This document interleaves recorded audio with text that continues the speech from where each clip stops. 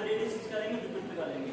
तो जिस प्लेनेट की आपको एस्केप स्पीड निकालनी है उसका मास उसका रेडियस, और ये रिलेशन है याद रखना 2gm/r के बराबर है। ठीक है, एक बार यहां तक नोट कर लो।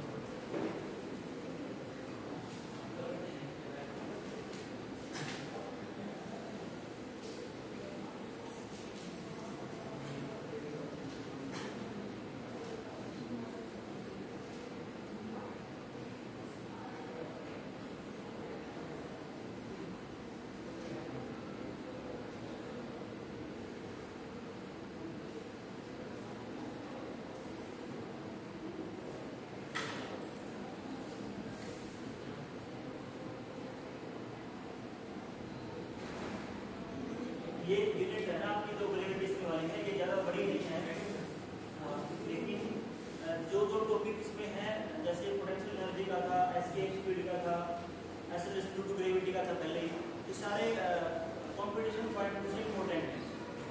तो ये चैप्टर आपका कंपटीशन एग्जाम के पॉइंट से इंपॉर्टेंट है, यहाँ से क्वेश्चन आते हैं और पूरा चैप्टर समझने वाला है।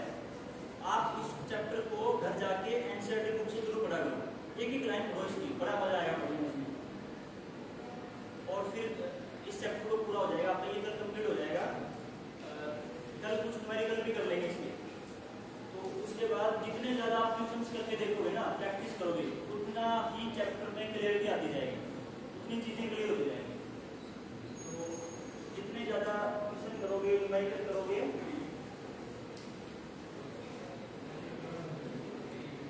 अगर चैप्टर को अच्छे से सीखना चाहते हो तो मेहनत करनी पड़ेगी।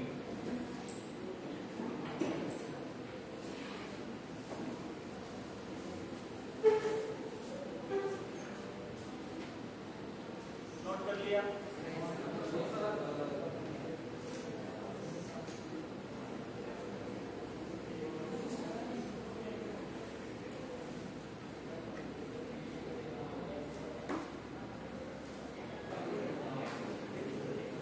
यहाँ पे इस फॉर्मूले में आपको पुट करना है अर्थ का मास, पुट कर दो, मास 6 × 10⁻24 kg, और आपका जो रेडियस है अर्थ का 6.4 × 10⁻6 मीटर, 6400 किलोमीटर होता है ना, ये पुट कर दो और बताओ क्या आएगी एस्केप स्पीड अर्थ की।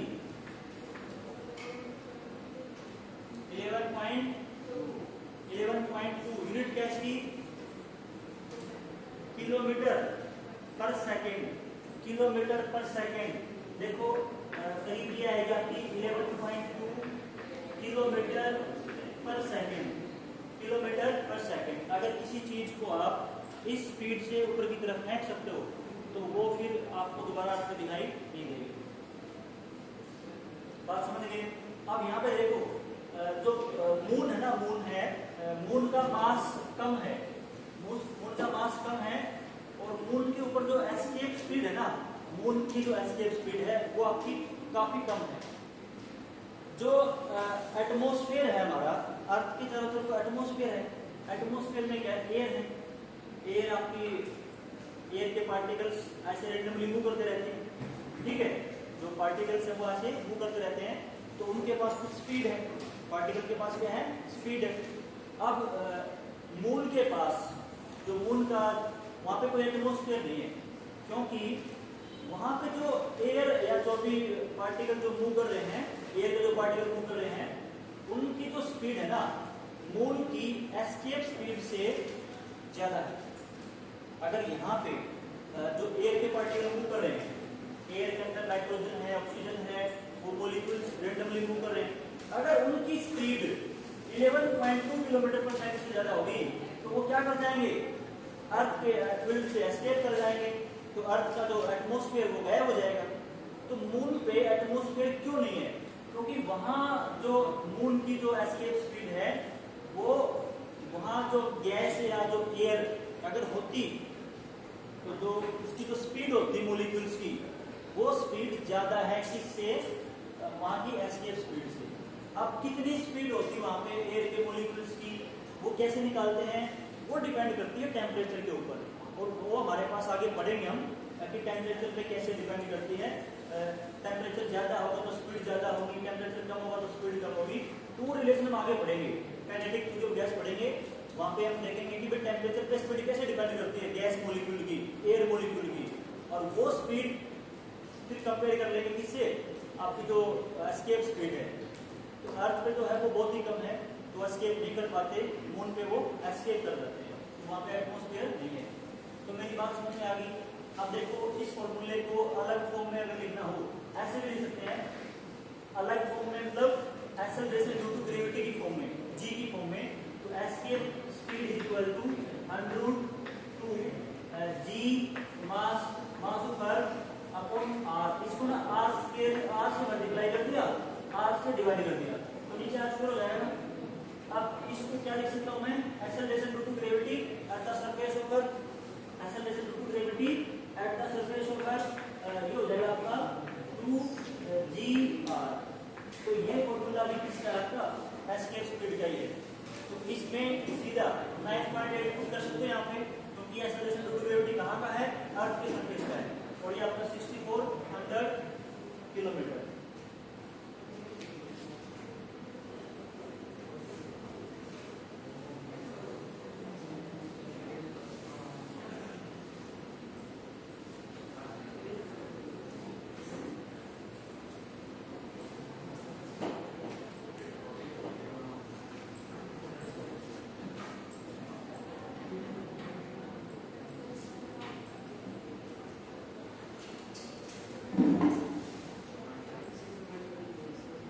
बात समझ में आ गई, एस्केप स्पीड का कॉन्सेप्ट समझ में आ गया।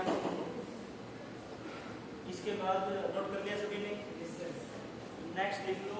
अब इसमें ना एक ही मेन टॉपिक बचा है बस आपका, अर्थ सैटेलाइट। नेक्स्ट देखो अर्थ सैटेलाइट,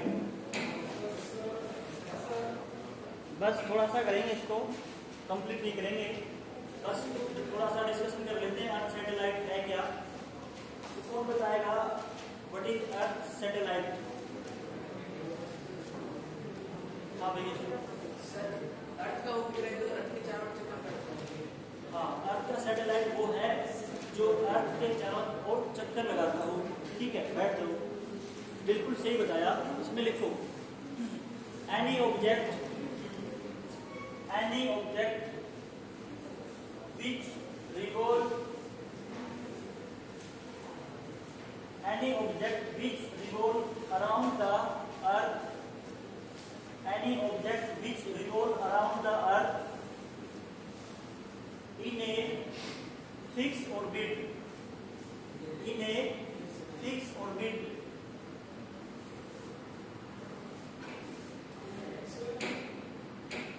any object, कोई भी ऑब्जेक्ट जो अर्थ के चारों तरफ चक्कर लगाएगा ना, कंडीशन क्या है, उसका जो ऑर्बिट है वो फिक्स होना चाहिए।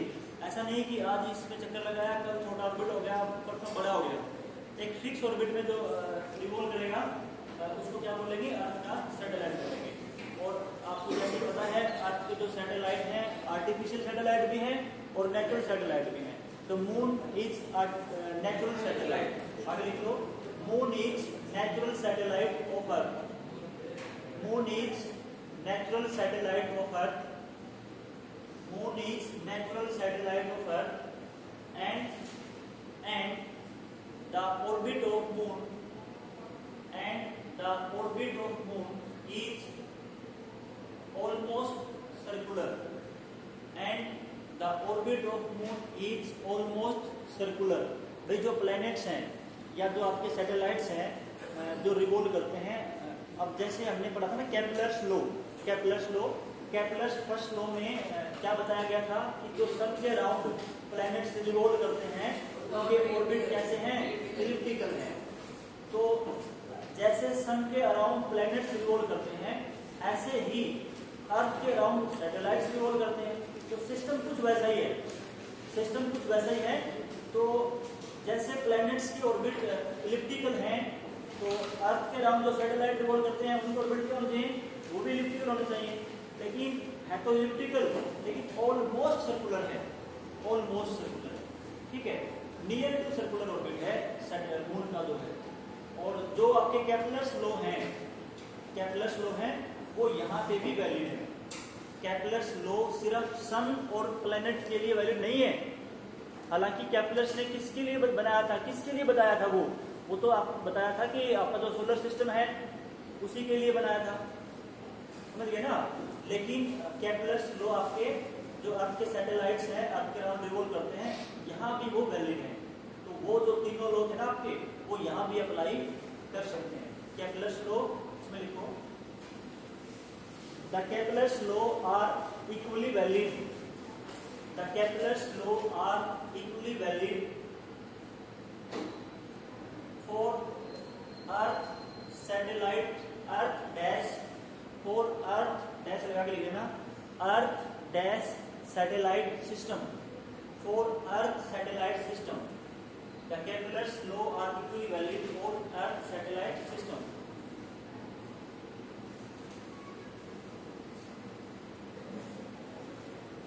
जो आपका सैटेलाइट्स हैं वो आपके दो टाइप के होते हैं। एक तो जैसे हो गया ना नेचुरल सैटेलाइट और आर्टिफिशियल सैटेलाइट। बहुत सारे आर्टिफिशियल सैटेलाइट्स हैं, बहुत सारे उनके पर्पजेज हैं, एप्लीकेशंस हैं।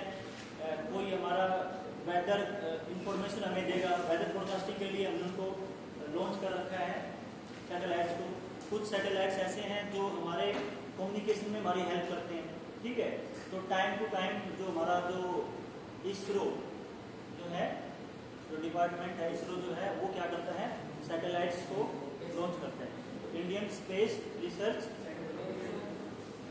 ऑर्गेनाइजेशन, तो सैटेलाइट्स को कौन लॉन्च करता है, इसरो, ठीक है।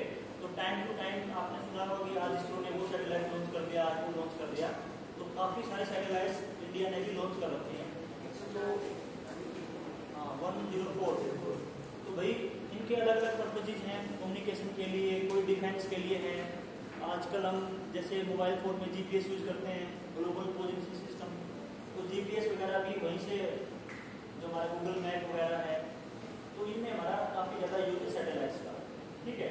वेदर फोरकास्टिंग की बात करें, ठीक है। और कुछ स्पाई सैटेलाइट होते हैं जासूसी करने के लिए, ठीक है। आपने पोखरण मूवी देखी होगी ना, पोखरण, उसमें वो सैटेलाइट इंडिया के ऊपर से रिवॉल्व कर रहा था, ठीक है। तो वो सैटेलाइट जैसे आपका स्पाई सैटेलाइट है ना, मतलब वो ना एक जगह के ऊपर ही रहेगा वो। कुछ सैटेलाइट ऐसे हैं जो एक ही जगह के ऊपर फोकस करते हैं, वहाँ जो अर्थ के ऊपर जो एक्टिविटी चल रही है ना, उनको ऑब्जर्व करने के लिए उनको वहाँ पे लॉन्च किया हुआ है। तो वो एक जगह पे कैसे रहते हैं, देखो अर्थ तो रिवॉल्व कर रही है ना, अर्थ तो रिवॉल्व कर रही है भाई, ये आपकी अर्थ है, ये आपकी अर्थ है, अर्थ ऐसे रिवॉल्व कर रही है, ठीक है। कोई सैटेलाइट मान लो यहाँ पे है ऊपर, तो ये यहाँ पे कोई सैटेलाइट है, तो अर्थ तो रिवॉल्व कर जाएगी। तो यहाँ पे एक ही जगह पे कैसे ऑब्जर्व करता रहेगा। अगर जो स्पीड अर्थ की है ना रिवॉल्यूशन की, अगर वही स्पीड सैटेलाइट की भी है, समझ गए ना मेरी बात। मान लो यहाँ पे आपका ना कि सैटेलाइट को दिल्ली के ऊपर छोड़ रखा है, तो दिल्ली के जो है ना वो इन्फॉर्मेशन लेकर आएगा दिल्ली की। तो ये सैटेलाइट जैसे दिल्ली में घूमेगा ना अर्थ के साथ चक्कर लगाएगा, तो इस सैटेलाइट भी उतनी स्पीड से चक्कर लगाएगा ताकि दिल्ली के ऊपर रहे, समझ गए मेरी बात। ऐसे सैटेलाइट्स जो, अब देखो अगर आप यहाँ खड़े होकर देखोगे ना, आप आपको सैटेलाइट दिखाई दे रहा है, तो हमेशा सैटेलाइट आपको अपने ऊपर दिखाई देगा, क्योंकि आप भी घूम रहे हो, अर्थ घूम रही है ना, उसी स्पीड से सैटेलाइट भी घूम रहा है आपके चारों तरफ, तो आपको सैटेलाइट हमेशा ऊपर दिखाई देगा। ऐसा कब पॉसिबल है, अगर सैटेलाइट की जो एंगुलर स्पीड है और अर्थ की जो रोटेशन की जो एंगुलर स्पीड है, अगर दोनों बराबर हैं, तो वो सैटेलाइट आपको हमेशा एक ही जगह पे दिखाई देगा, क्योंकि आपके साथ वो भी उसी स्पीड से रिवॉल्व कर रहा है। मेरी बात समझ रहे ना। ऐसे सैटेलाइट्स को बोलते हैं geo stationary satellite. Geo stationary, geo means earth, stationary means rest. अगर अर्थ से कोई सैटेलाइट आपको स्टेशनरी दिखाई देता है, इसका मतलब ये है कि उसका जो टाइम पीरियड है ना, उसकी जो एंगुलर स्पीड है वही एंगुलर स्पीड अर्थ की है। मेरी बात समझ में आ गई।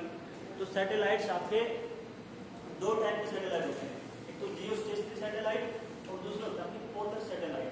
पोलर सैटेलाइट, अब देखो अगर कोई सैटेलाइट ऐसे रिवॉल्व कर रहा है, ये जो पोलर प्लेन है ना, पोलर प्लेन है, अगर कोई सैटेलाइट ऐसे रिवॉल्व कर रहा है, तो क्या